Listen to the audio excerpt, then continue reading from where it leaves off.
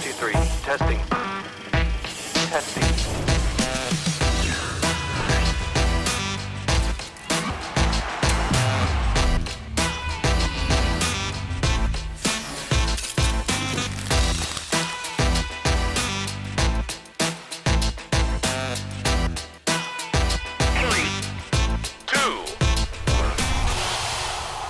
Yo ma, and welcome to the PAC Show, proudly brought to you by PAC Athletic Club and DoubleTake Sports, a show that brings you all the highlights, the lowlights, the reviews, the previews, the news, and the interviews from rugby here in Australia and around the world. My name's Jay Bourne. Joining me tonight, we are packed to the rafters once again. We have Doss, we have Dallin.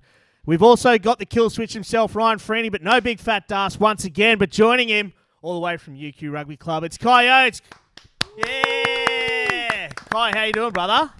Boys, how you doing? How you feeling, man? A bit nervous? Yeah, this is my first podcast. Is it really? I'm a little nervous. Welcome, man. No, just put it close to Matt like that. So we didn't really induct you very well. It's like, here, mate, just grab that, hold that. Yeah. My bad. Yeah, we've been flying by the seat of the pants, man. But no, nothing to be afraid, right, man? We're pretty cool here. We're pretty laid back. Just keep an eye on friends, man. Yeah, Gets a bit weird coming in. Still got PTSD from uni all those years. No. But Kai, last weekend, obviously, just what was it? Yesterday afternoon, actually, you were playing for the QPR Presidents 15. Running through that, how was that for you, mate?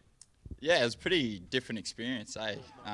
Not much time to prep, but you know, there's a good group of fellas. There's a lot of talented boys running around, and I think I was pretty excited to be playing, and I know a lot of boys were pretty keen to go out there, and you know, we were trying to stick it to them, but. Yeah, it was definitely something different. It was really enjoyable. 57-24, high-scoring affair. One of the more exciting games of footy played this year. These first two tries alone were absolutely ridiculous. Floyd Aubrey, Mate. Yeah, he's a freak, mate. But was that sort of the intent? Obviously, just a couple of showcase games, an opportunity just to swing the pill and just go for it. I think so. I think we sort of had the mentality that, you know, we don't really have anything to lose, to be honest. So like. We were just, you know, trying to play our best footy, and some of those rules sort of made that game a bit faster pace and kept that ball in play a lot longer than usual. So it looked like everyone was pretty gassed. Oh, yeah. Back into that second half, I was looking to the bench and there was no one there. I was like, I remember them saying there's no one left on the bench, and I think you guys got the ball and just passed it in the. You guys nearly scored off of them, I'm pretty sure. Was it that one? Yeah, you made the break or whatever, the way you're running there. And like everyone just looked gassed. The forwards were just gassed. Everyone was gassed. How was that? Where you going with this, friend? Are you good? Just look real fast. But talk to us a little bit more about those rules. Obviously, it did open the game up and everyone looked out on their feet. But for you guys... You know, what was it like? Do you know what I mean? Obviously, decision-making becomes a lot more difficult when you're gassed. What was it like being out there? Yeah, that's a tough one. I think it was definitely higher pace. Like, it was hard to tell because boys have had a few weeks off, especially those who aren't playing finals. So boys were going to be gassed either way. But definitely felt like there was a lot of footy being played compared to a usual game. A lot less stoppages, and then... as you saw in that second half, it just opened right up, especially for the Reds boys. But, yeah, there were some awesome tries scored, so I think it sort of helped in that way, some more attacking footy. So, yeah. And those law variations, obviously. What are your thoughts on them? Do you think they're a good thing to speed the game up? But, like, not just, obviously, the offside, the advantage and stuff like that, but you've got the set pieces starting to speed up as well. Yeah, 100%. I love the scrum one, so we don't have that West situation where we're sitting there, the backs are watching the scrum get set for 20 minutes, and then. But yeah, I think it's a good idea. It speeds the game right up. Really put an emphasis on being fit and being able to play 80 minutes of footy, and then it'll bring your bench into play massively. Like those boys will have a massive impact now. So yeah, I'm all for it. So yeah. And an opportunity to play against some of the Reds players, like and alongside them as well, because we saw that the Reds development side actually had a really good smattering of club players in there as well to be able to train alongside them. Is it how is it? Is it just an awesome opportunity to be able to play alongside not just, the guys within your club, but also a few of the Reds players as well? Because you do it when they obviously come back to your own club, but to play alongside other guys as well must be pretty awesome. Yeah, it was pretty awesome. Like, we haven't had NRC for a while now, so like I've always played against Pillsy, never got to play with him. Like, same with Tyler Campbell and players like that. It's something different, and again, I was really excited to be playing with those boys, and then you saw someone like Joey Fiddock. He was unreal on the weekend, right? And he was loving it out there. I think it was exciting footy. I know Mac had a really good game. He really towed up out the back there. So, yeah, I think it was good for everyone. Was it slippery?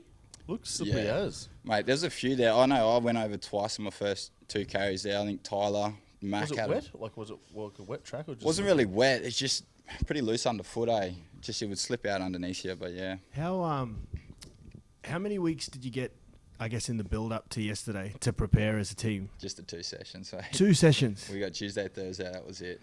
So, yeah, I was pretty proud of us the way we did, considering we got 2 sessions. Mate, that's a phenomenal effort. Yeah. And it was pretty tough. Well, boys haven't played, you've got to reintroduce contact again. So, we can't sit physical. there. That's a fucking physical. Just get straight back into it. Yeah, you can't sit there and run through your plays or what you're going to be doing. We've got to do stuff that we've got to tick off. So, yeah, considering we pulled out that after 2 sessions, I'm pretty excited for next week as well. Hopefully we can improve a lot more and put 80 minutes together, because our first footy was unreal. So, yeah. And just on that, obviously you got Craigie, you got Elton, and you got Elvie. What was their mentality going in with just the 2 sessions? Was it a lot of freedom? Just go and play footy? Yeah, it was keep it as simple as possible. They want to win these games. So, of course. Yeah, they want us to stick it to them. But yeah, 100%. It was just keep it as simple as possible. And just try to let us play, because we got a lot of footy players in our team that can just take over a game, and it was just trying to give the boys as much freedom as they can. And obviously we've got a game coming up this Saturday as well. What changes for you guys? Obviously it's pretty fresh in your mind. Where do you feel like you guys can improve? And obviously I feel like they kind of came over top because they're probably a lot fitter. They've got a lot more professional athletes in that system. But what can change for you guys to be a little bit more competitive in the back end? Yeah, probably one was our D. I don't think we were as physical as boys are probably usually are, and that sort of comes from not knowing each other. Like, you're not sure who's next to you in the line. You don't know what they defend like. So hopefully next week we can get out there and we can really start putting some hits on, and then sort of turn that into pressure, and probably just be a bit more comfortable in our phase play. Like, we scored some good tries off some broken phases, but really just getting comfortable with each other and how each other play, and just getting around the corner and playing off that. Yeah, you saw a lot of early on, especially. There was a lot of passes like Pillsy just shooting out, throwing the pill, and 2 forwards would go, oh fuck, you know what I mean? So that cohesion's one thing. I reckon it'll be an absolute heater out at East this weekend. That was awesome. 2 sessions and playing against bloody a oath, professional mate. outfit. They did really well. Bloody oath, they did. And for you, Kai, you sort of touched on it before, the fact that obviously there's no more NRC now. This is an awesome opportunity for you and every other player involved to be able to sort of get some extra reps together, get a bit of cohesion with guys you may not typically play against, but maybe put yourself on the radar of, some higher honours, you'd say, as well. Yeah, 100%. I think it's another step closer to that super level. And like, if you've got questions about blokes like, oh, can they play at that level? Well, this is a way to sort of try to get an answer, or get closer to an answer anyway. You go, maybe, look, we'll give him a pre-season, or we'll give him a shot in a couple of trial games or not. So, yeah, I'm all for it. Is that something that you've, not necessarily you specifically, but you or any other guys as well, like, has there been anything coming down from the QRU, from either to yourself or all the other players as a whole, just that, this is an opportunity we will be looking, hopefully we can get someone up and all that sort of thing? Like, it is something that's actually, front of mind for all you guys? Yeah, I think so. Like, obviously nothing's promised, but the message was like, you're trying to play yourself into a spot on that Japan tour. So, yeah, everyone's going hell for leather at it. Fuck, imagine going to Japan with the Reds, mate. Yeah, That was so good. You ever been to Japan, Kai? No. Oh, I think you'd like it, eh? But for you specifically, Kai, there was actually another roads running around on the weekend, wasn't there? Yeah, he's a little bit bigger than me, but we don't talk about it. How old is he? He's 16. What position is he? Outside. Yeah, he plays 13. He's Plays a centre, 13 man. for Toowoomba Grammar. Yeah. Chase, is it? Yeah. Gun. He's good, man. Absolute He's good. gun. I was involved in the under-15s. Must have been the Southeast Queensland coaching the team last year, and I went to the selection trial, and your brother was playing. And there's a couple of good young players. There's a good young 10 from State High, and him and your brother were the other ones. They just sort of stood out, and I was like, oh yeah, looking at the team sheet, I was like Chase Oates, and then as the day went on, I was like, man, this guy looks really familiar. As I started just to see more of him, and then afterwards, I was like, well, how do I know this dude? And he was like, oh, he's the younger brother of the two boys at uni, and I was like, right, okay, that explains it. But man, yeah, he's good. He's good. But he's a big boy. Yeah. Massive. He got size 16 shoe, and he's still growing, man. What? Yeah.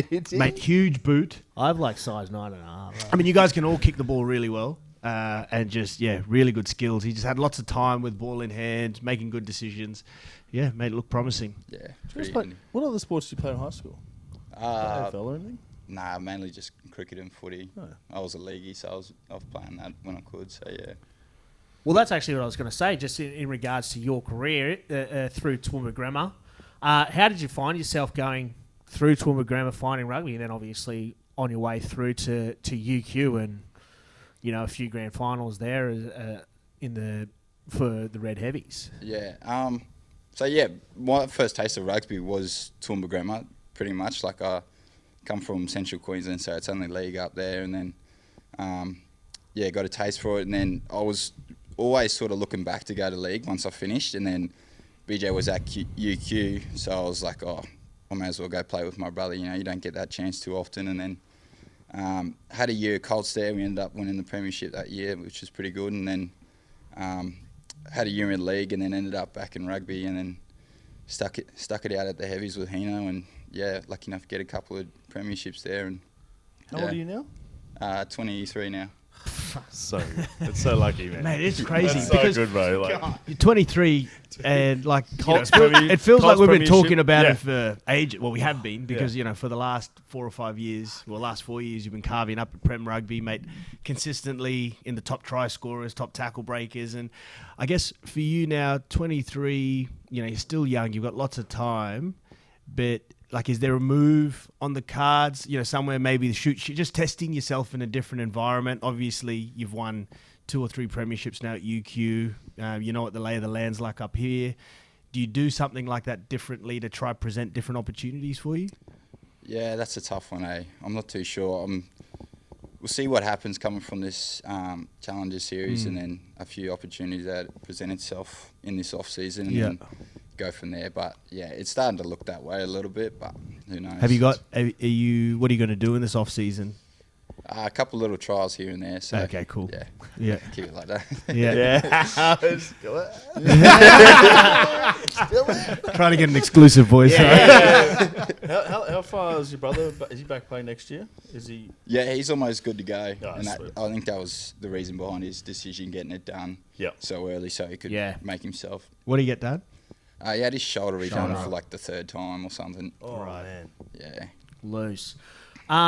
What about, have you ever thought about the 7 circuit? Obviously, we saw this year the men picking up the World Series for the first time, and it was actually quite a momentous occasion, because I think half the side, or the majority of the side, were actually from club rugby themselves. So there's obviously a tried and true formula there, that there are some players in clubland. We've seen you chop up for UQ in the 7 series the last couple of years. Has there ever been an inkling of maybe focusing more on that at all, or you're really committed to the 15 side at the moment? Yeah. To be honest, I haven't really thought about it. I've only really played 1 tournament for UQ in the 7s, and that was Bond last year.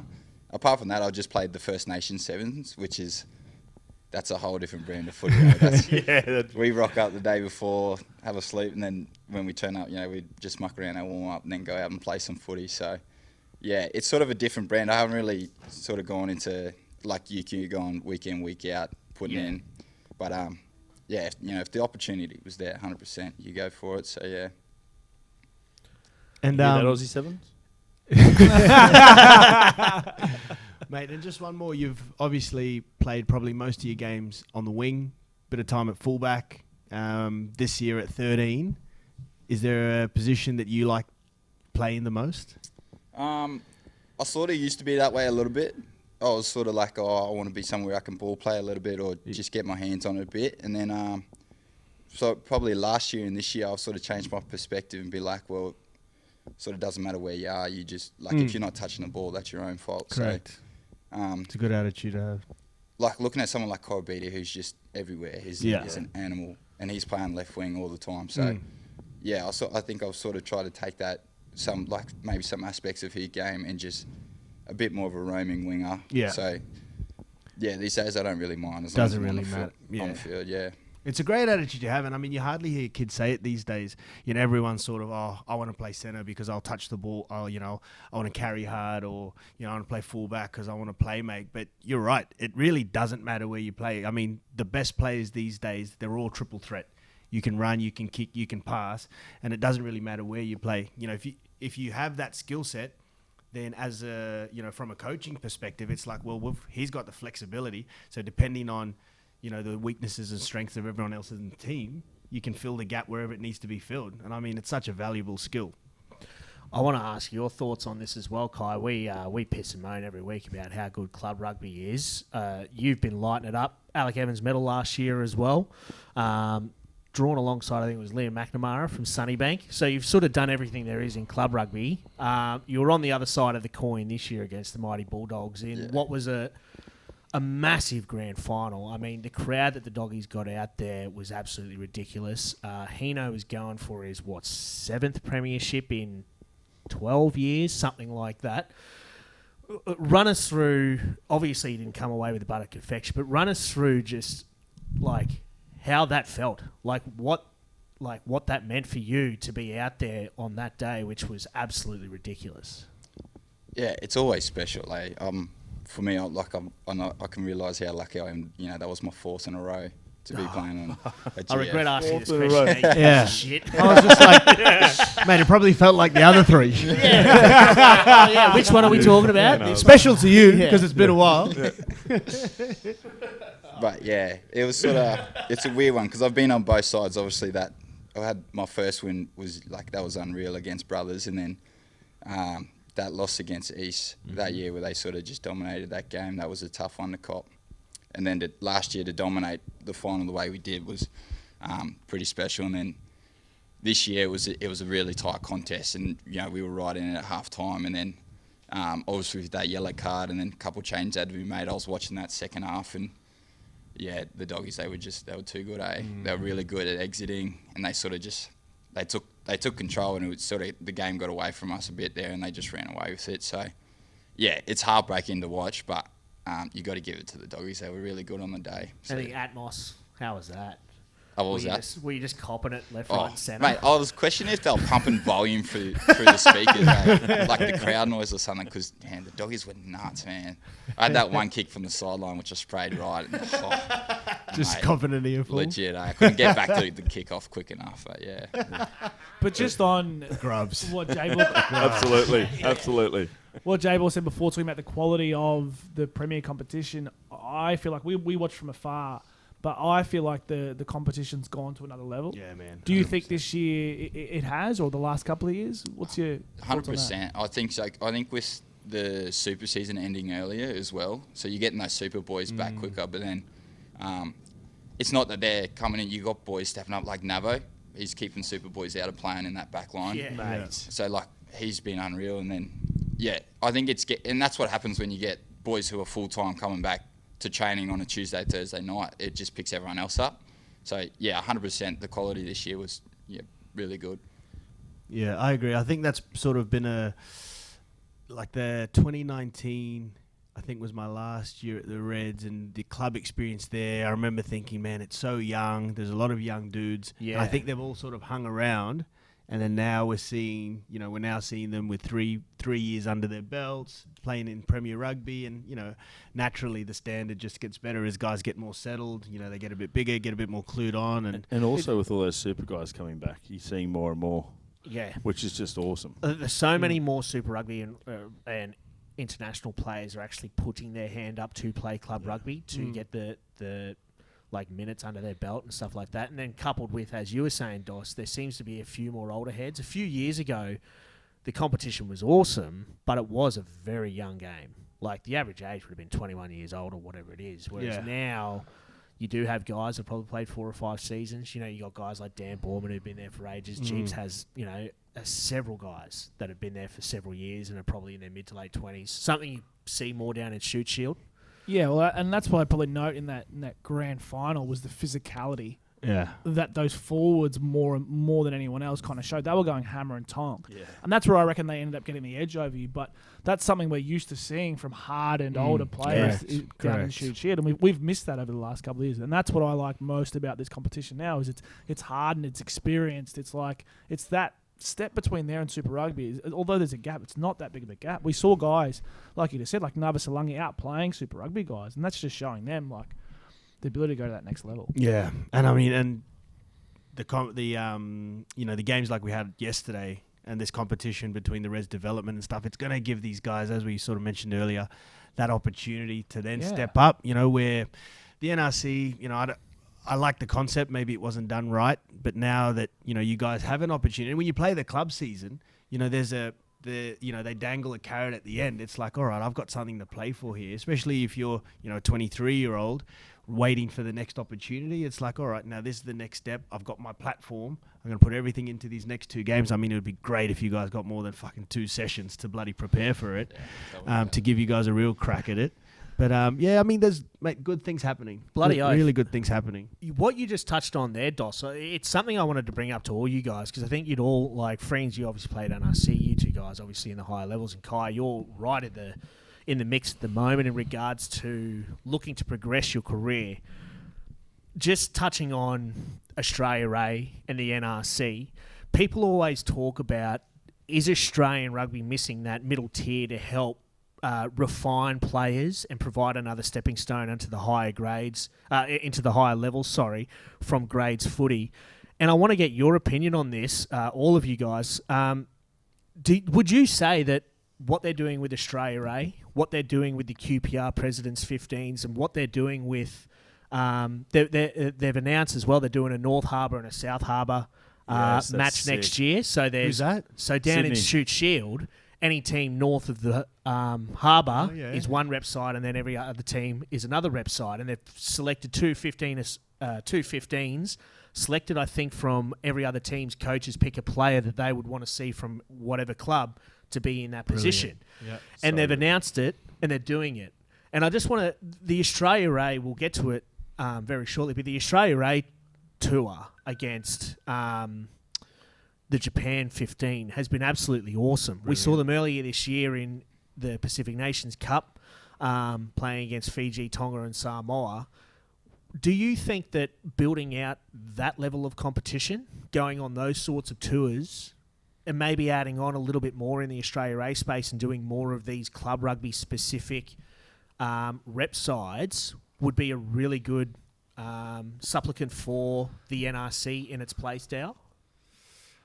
Obviously, I love the Australia A concept. It gives those guys like Jock Campbell who finish a Super Rugby season and have played 5, 6, 7, 8 years of club footy, that ability to go that next level rather than just coming back and playing club, which I think is special in itself. Mm-hmm.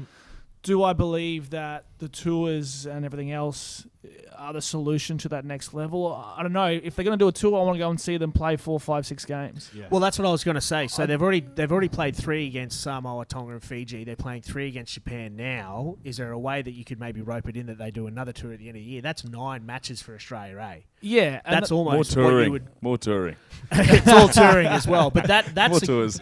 That's an NRC season. Yeah, and that's what I mean? And then if you have... Get an Australia B more QPR Presidents 15 sides playing against Reds Development and then going on a Japan tour, there's half a dozen games. But that's what I'm saying. So, I think the Australia A, 6 tests is good. Do you know what I mean? I think that's a fair number. But I'm talking about that next level down. If we can go And these guys who have played club footy, put their hands Australia up, they 15. go on a tour. You know what I mean? I want to see them go on a tour and play 4, 5, 6 games. I don't want to see them just play the 1 or the 2. 100%. I mean, I know that's difficult sometimes with sponsors and all that kind of stuff, but give these boys the ability to have a body of work and play at a high level, because that's how they're going to get better. That's how we're going to know whether they're going to be good enough or not. Would they be contracted players or club players? Well, no, literally what they're doing now. Yeah, so you can have a yeah. mixture between Yeah, both. sweet. These guys, but they need to fill spots at Wallabies. Yep. You know, the Reds have 6 to 8 guys in the Wallaby squad at Yeah. a time, so they need to bring 6 to 8 other guys in. It's so good. And that's what I think needs to happen. And this, I think, is special at the moment with the Challenge Series because it's not a one-off game. No. You know what I mean? It'd be great if it was 3, right? Yep. At the moment, it's 2. Let's add another game in next year. Do you know what I mean? Let's look to make it, and, Kai and his guys can turn around for the weekend coming and go, all right, well, how can we improve? How can we take it to them a little bit better?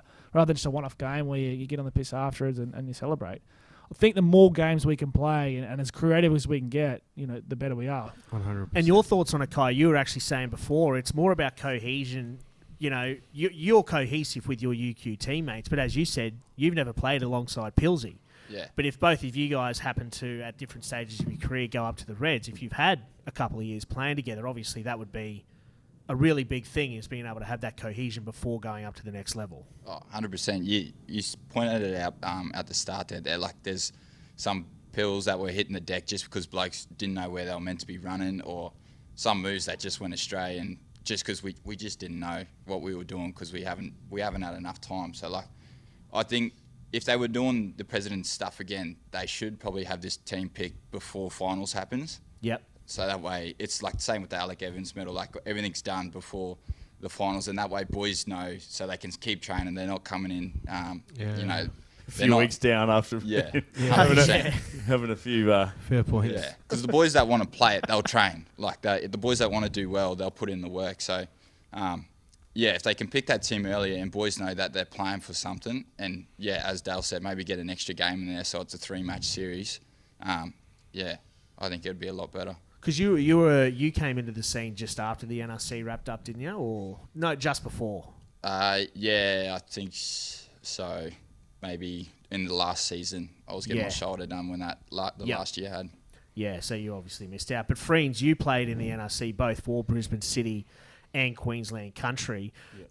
Do you think that format of like the creation of a standalone competition between clubs from all around Australia? Yeah, I reckon that's the go. That's the way to go, instead of like opinion. touring sides that can sort of... I mean, I like the NRC. I had fun. I'll have fun at any team, to be honest. I was just there. Yeah, look, I knew I wasn't going to get a professional contract. I probably self-sabotaged any I want to touch on that, though. Did you really believe that? I don't know, man. Look, you went close a few times, didn't you? I don't know, man. Ricky Betty had a few things lined up for you, didn't he? But genuinely, didn't you go close a few times? Oh, I don't know, man. You don't know? I don't know. What do you mean you don't know? Like, you were there. You're the man we're talking to. No, I probably... Did you ever do a pre-season with us? No. Team? I was, Was there opportunities to go overseas? Yeah, I had all those sort of things, but like anything here, when I did have an opportunity, it was... I couldn't leave. Yeah, it's another story. It's still up there. Okay, sweet. Yeah. When do you feel, what period do you feel like it was your best opportunity where you were playing your best rugby? I was 26. Yeah. So then I remember speaking to one of the agents I know, and he was just like, "Oh, how old are you now?" And I told him, like, "Oh, 26." He's like, "Oh, yeah." I'm just like, "Fucking mate, I've got plenty of years left to me." Yeah. But I think a little bit off that, and then some other events. What year was that? Yep. 2013. 13. Yeah, 2013. You're at the Gallopers. Yep. Yeah, and I went to England for a year just to get on the piss. Just things like that. That self-sabotage you were just talking about? There's more to it, but yeah. I'm really interested to Anyway, hear. we'll talk about that. Yeah. We digress. Yeah. Hell yeah, man. All right, well, leading on from that anyway, Australia, we saw on the weekend just gone. 1 point win over the Japan 15. It looked like, for all money, Japan had this in the bag. Then scoring that first try only 90 or so seconds in, and then Australia came back to lead at the half, and then it resulted in Tane Edmed just jagging one. But Mate, who were Japan missing? Like, it's not exactly their 15 side. Like, they had pretty much everyone. They had a lot of guys. It's a pretty good Japan outfit. Yeah. And for the boys, like, mate, they played so well. That was a sick game. I really enjoyed watching Great game of footy. Yeah. Similar to what you were talking about, Kai, about both sides from the QPR 15 and Reds development. You have a bit of an opportunity to attack, but this game, like this tour, both sides are just going hell for leather with it. It was physical too. I love the way Japan play. They're unreal. They're the They play best. the best style of footy. They're so clinical, eh? They're just like so crisp, all their skills and their work off the ball and But stuff. they're just lunatics. Like, they're kamikaze. You know what I mean? They get off the line, they just put their heads in places they shouldn't, and they just run like there's no tomorrow. They're an exciting team to watch play. But as I was saying there, so that was the 1 point lead. Michael Leach, he is the man. He's one of my favourite rugby players of all time, Michael Leach. But it was this here, Australia getting this pill back, and then just pressure deep inside the Japan 15-22. They get this penalty, put it in the corner. And this is the only blight on Japanese rugby, is their ability to play in pressure moments. And it's the thing that's deeply ingrained in them. Just with my experiences over there, like as soon as we went against one of the top teams or there was a bit of pressure in a tight game, man, they just crumble. Well, I mean, counter to that, though, they have shown that they do have it in them. Obviously, we saw in 2015 getting up over South Africa in the World Cup. In 2019, they beat the Irish to get through to the finals, or Scotland, or whoever it was. Like they're no slouches. They're certainly changing that. Mate, their ability with the rugby ball on both sides of the footy can't be questioned. But that ability to withstand pressure, DOS, is probably something that this tournament is more important for. 100%. The more exposure they You'd get rather to these games young like guys this, shit the bed here than at a World Cup. 100%. You know? Every opportunity is a learning opportunity, right? God, it's good to see Richie Asiata. Mate, PAC Pathways. He's so good, man. He came on tour once. He is the man. I He's love so Richie good, Asiata man. since he's trimmed up. Just an absolute gun. But guys like Teddy Wilson, 19 years old, halfback he? out of Eastern Suburbs. Yeah. David Wilson's son. Is it? Yeah. Like, he's over in Japan playing for Australia, eh? It's pretty cool. Absolutely awesome opportunity. Same with Tane Edmed. Brad Wilkin. He carved up when played he came. well. He's been playing He was really good. well, man. With this man right here. Do you reckon he was having flashbacks to that PTSD. the final earlier this year? You know, we discussed this, We right? said it, hey? Yeah, like those moments when he was playing Shoot Shield almost made this for him, right? Because he's never going to make the same mistake again. He's going to be confident in these scenarios, 100%. and he's always going to be Boost. better for it. Yeah, we won. Oh, kampai. Yeah, the boys. Exactly. Just like what we were saying before, DOS, the idea that you'd rather Japan shit the bed there than in a World Cup. You'd rather Tane Edmed shit the bed He in a final. already shat the bed. In a semi for Eastwood Exactly. than in that game for And Australia. and that is the sign of good players. Like, he stood up there. He knows what's happened to him in the past. You know, any normal person would get up there and be like, fuck, I've fucked one opportunity and I'm probably going to do it again. But he stood up there, all about his routine. Everything else was out of here. Mate, he hit it perfectly. Nice little draw on it. Yeah, it wasn't actually Brilliant. kicking all day either. Ryan Lonergan's had the kicking tee for all 10 shots at goal up until that one right there. So So do they just give other guys a run, like Donaldson? I mean, it's going to be You know what I interesting who they go for they're in the, rotating a in bit. the, in the Which thir- is awesome. in the third And- game. Well, yeah, so Ryan Smith actually sat that one out, same with Yeah. Ben Donaldson. You've seen guys. No, Mark. Billy Pollard got a start. Lockie Lonergan rested. This is the thing, though. We were talking about opportunities that arise from tournaments like this, and it's an awesome opportunity to actually show who's up to scratch. Because for mine, Lockie Lonergan last week was ridiculous. Was awesome. Nick Frost was a gun as well, so he's shown that he's got the capabilities in the gold jersey. But for mine, I never really used to. I wouldn't say I didn't rate him, but I never really thought Ryan Lonergan was anything special, mate. He's an international. He's got the makings to be an international halfback Awesome pass off the deck. His kicking game's ridiculous. He's an 80+% goal kicker, and he's just got massive leadership potential. Bro, I'll tell you I now. never really used to. I'll tell you now. He came and trained with us when I was down at the Brumbies. He was in school, did a preseason with us, and he walked in and we were like, "Fuck, who's this dude who's rolled in? Looked like he's from Whoville."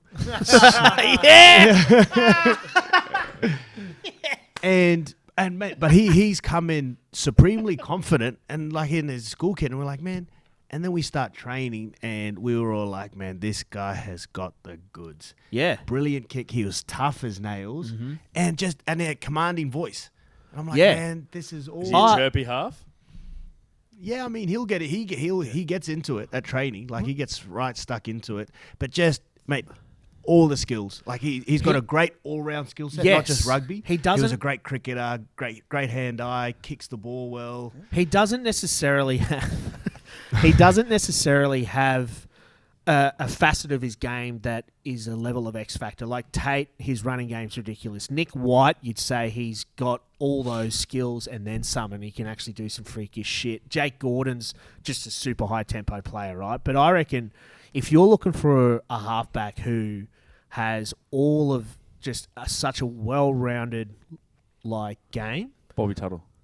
Ryan Lonergan, mate. Like, I used to sort of just be like, but I'm like, I am so massively impressed by him. I think this tournament you've seen, I think Lockie Lonergan's been awesome. Nick Frost put his hand up and showed he's an absolute gun. And Brad Wilkin, mate, he's been absolutely awesome. He's so good. Yes. Mate, I reckon this Aussie A shit so good is the tits, mate. They beat Japan. I'm pumped. I'm fucking pumped. I'm just getting so excited about it. Because, even though it is a development 15, it's still coached by Jamie Joseph and Tony Brown. Yep. Like, you've still got Michael Leach, you've got the Himeno, you've got Matsushima, you've got all the boys. Yeah. Like, the boys are there. I know, man. I'm pumped up. Shit, man. But then we've changed over key personnel. Still won. Yeah. It's looking good. Happy. I'm happy, but I'm like, they should win. Yeah, I know, but it's still awesome. Yeah, it's great. It's still bloody awesome. It's promising because keep losing. I'm just pumped up. It hurts. And then we saw on the weekend just gone as well, valiant effort, absolutely massive in front of a sold-out Eden Park, the first weekend, the first matches of the Women's Rugby World Cup for 2021/2022. Australia came out of the blocks, bien Tarita. Later, Bolt. Oh, just stiff arm on the chest. See you later, bitch. Boss.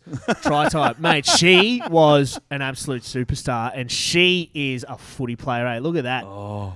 Take that. That's what you want to see, hey, just take in on one-on-one. Yep. Oh, mate. She's an absolute gun. And it was a 17-0 lead, and then Varney Wong just gobbles this one up later to put him to the sword early on. But the thing is, I think the big difference between the two sides after 20-odd minutes, Australia's defense was absolutely sublime. Their ability to retain possession was awesome, hence why they were up 17-0. But you can see the distinct difference now between amateur footy players and professional, because the Black Ferns, their fitness started to come to the fore, and they were able to just start to dominate.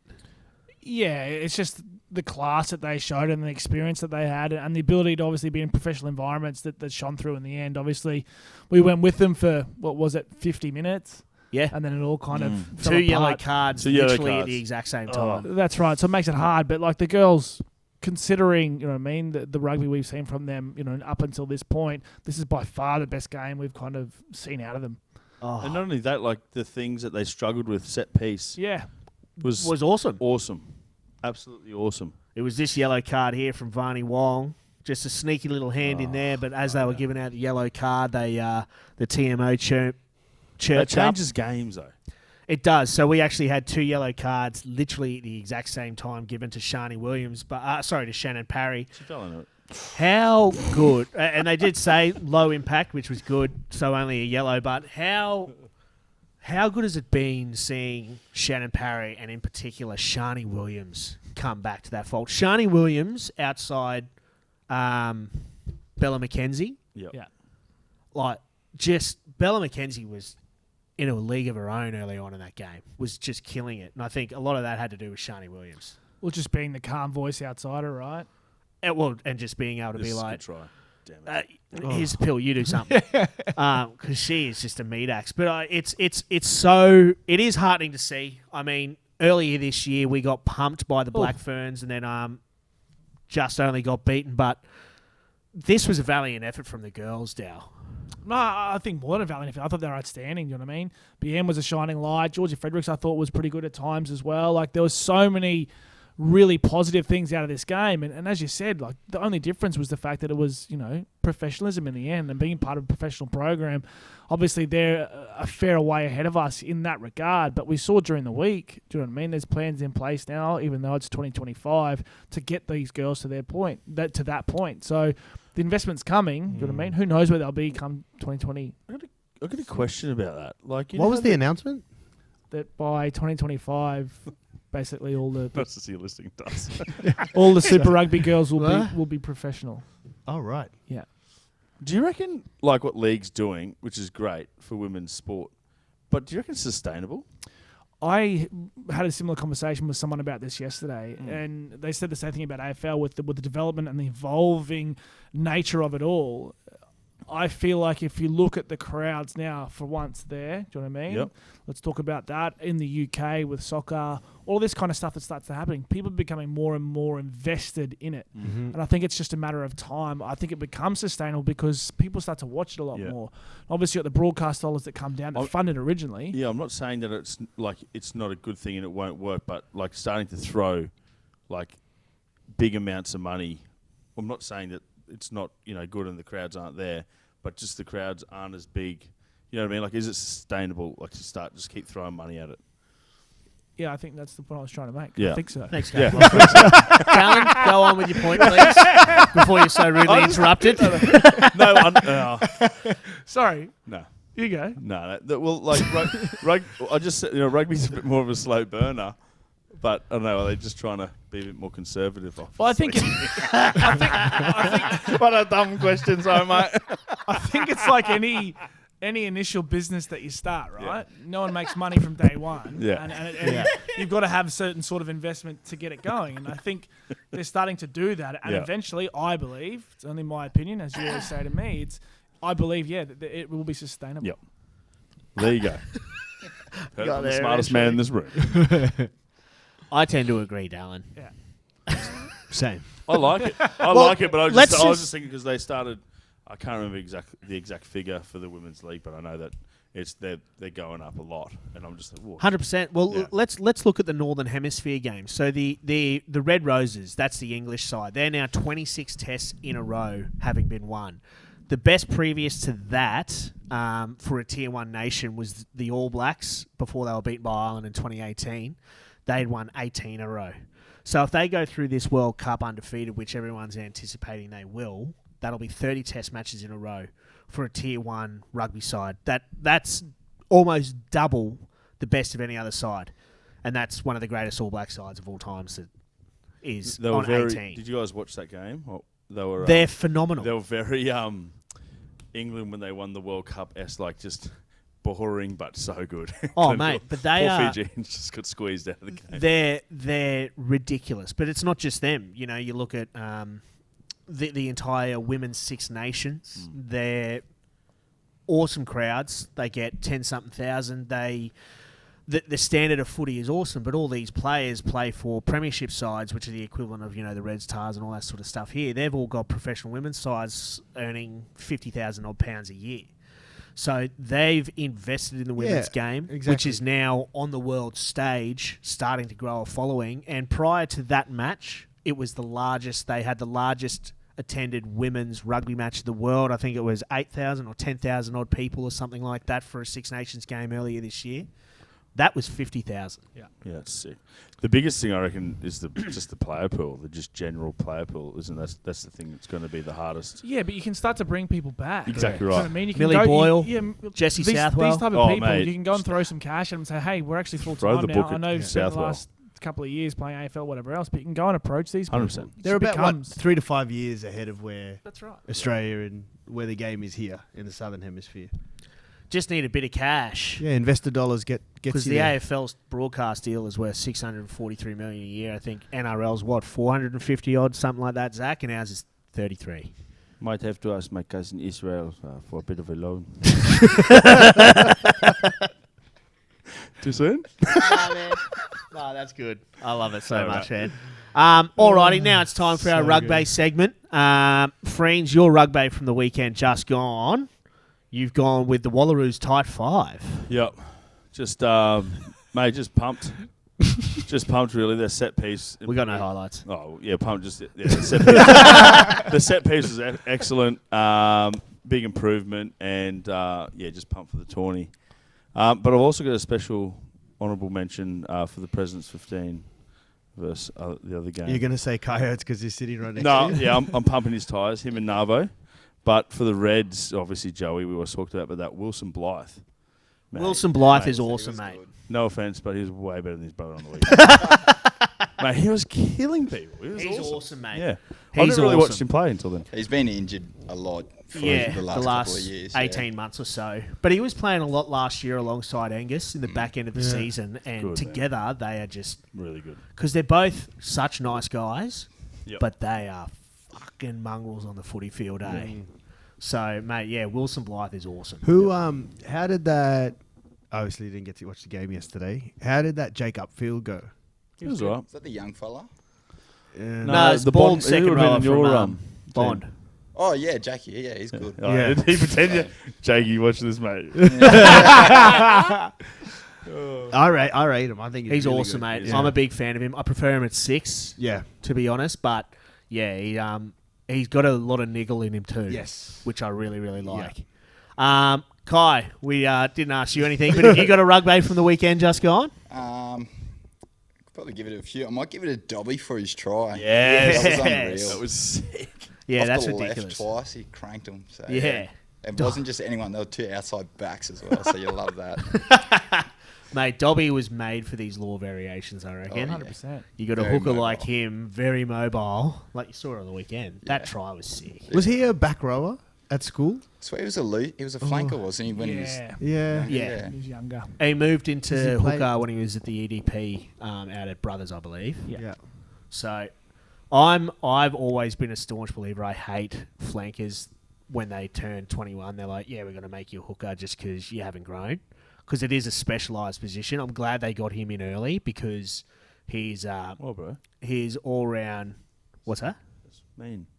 Just let him go. Just let him. No, let him play. well- if they can throw a line out. But a lot of them can't. That's what I'm saying. Yeah, right. You know what I mean? So it Can't be it that is hard, though. Oh, This guy. bite your tongue. Bite your tongue, Dossie. I'm going to stand at the back. But yeah, they got Dobby in early, and I reckon Dobby's got a big future. He's does. good, man. He's a gun. He's got a definite future in Yeah. the professional game. Yeah, Next Wallaby.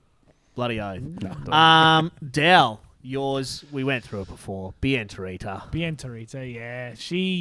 I'm going to say, if I'm going to liken her to someone in the men's game, I'm going to say Joseph Suwali.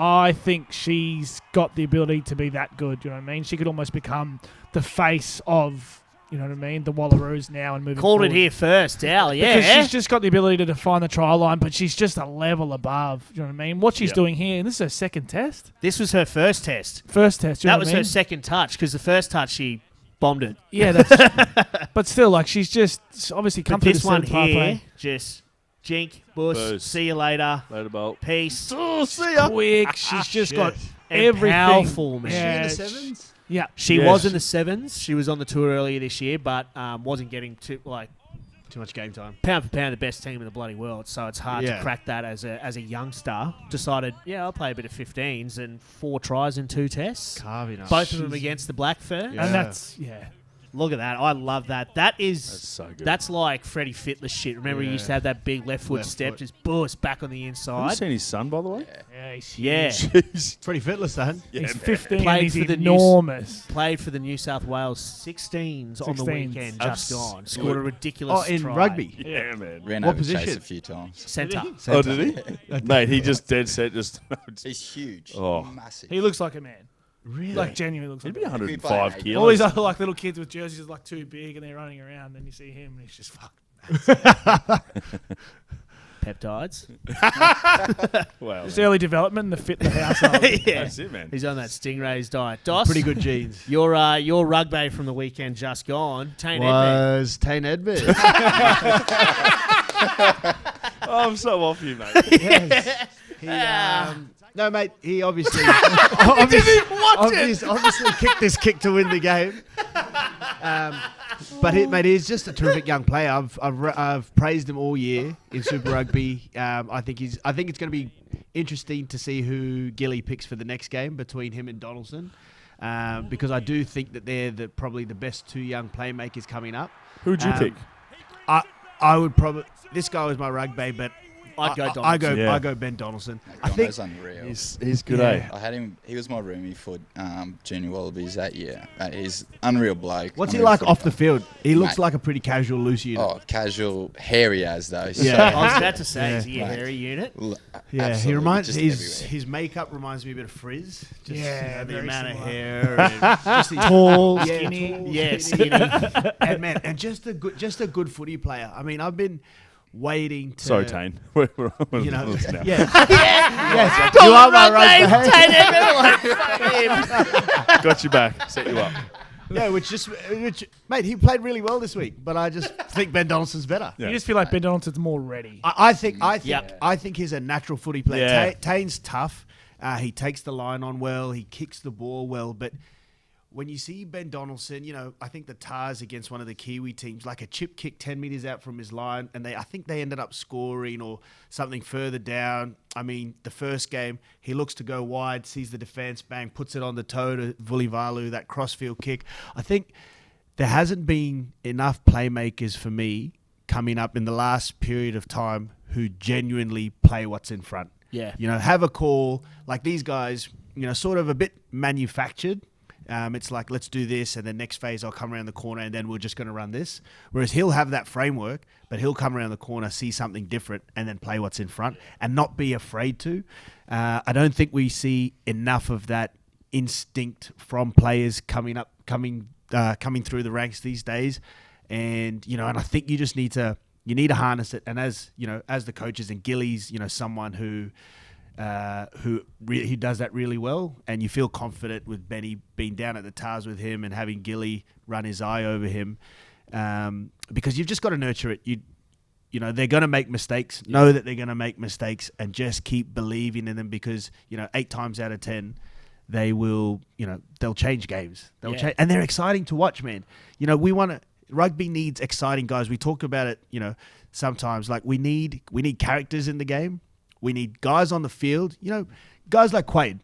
Yeah. They'll have people who absolutely love him, and people who are like, but it's too rocks and diamonds. Like, we need rocks and diamonds guys. We need guys who have a point of difference, who, the general public, if they're choosing games, they'll be like, oh yeah, I'm going to watch this guy tonight because, it could be genuinely rocks and diamonds and is exciting to watch.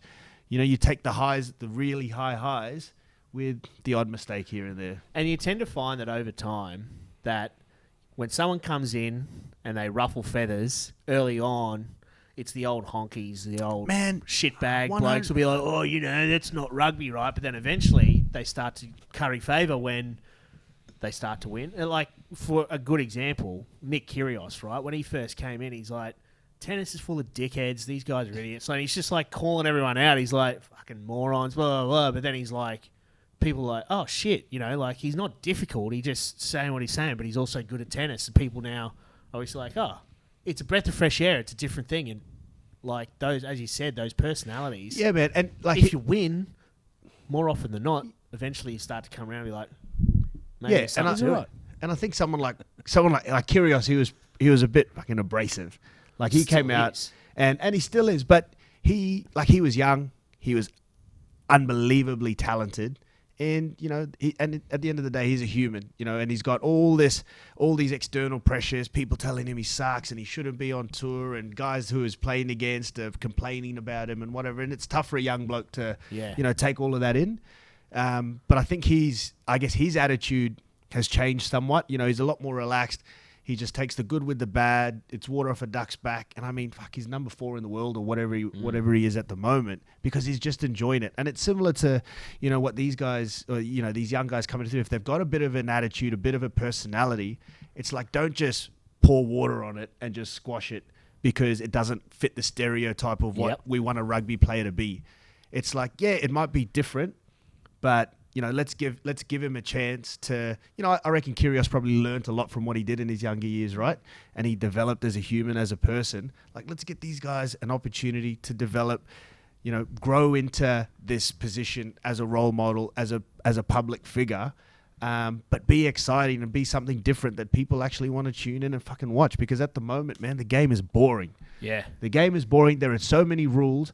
Like I'm hopefully going to buy a new car. And I went, and the car salesman was a Kiwi fella, and he was like, "Man, you want to buy this car?" And and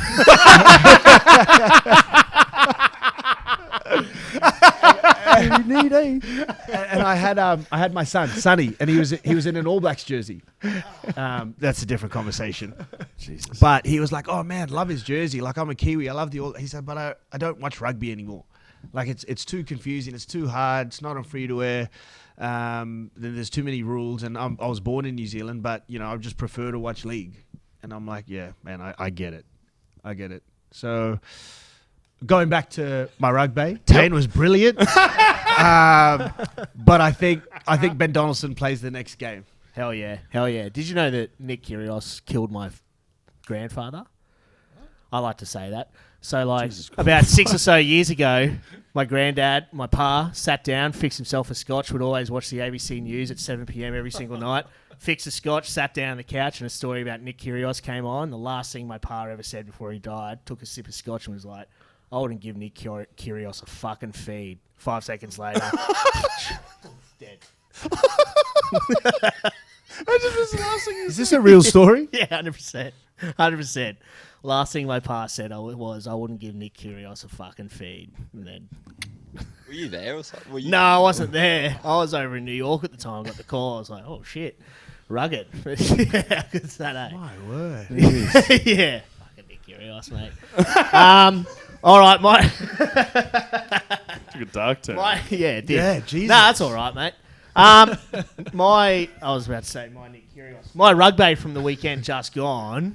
There's 50,000 of them. Has to be all 50,000 that made their way to Eden Park to cheer on the Wallabies and the Black Ferns. Like, I mean, as I said before, world record crowd for a women's rugby match. A sold out Eden Park. That's ridiculous. 5 years ago, you wouldn't even envisage that happening down. 2 years ago. It's huge, and it just shows how far the game has come and how far women's sport in general has come. And I think that's the most exciting part. We're seeing it all over the world. We're seeing it in different sports, and it's exciting for everyone. Absolutely awesome, man. I can't wrap my head around that. That's absolutely awesome, eh? It's fantastic. So sick, man. So sick. Awesome. All right. Well, that rounds out this week's episode of the PAC Show. We are hopefully we can do something this weekend out at Tigerland for 60% sure we're going to do something. Yeah. Yep. It'll be like the Hamish Stewart story. It'll like we're going to say we're going to do it, and then we'll just do something completely different. But fingers crossed we can maybe get out there. If not, be sure to tune in next week because it will be our final episode of the year.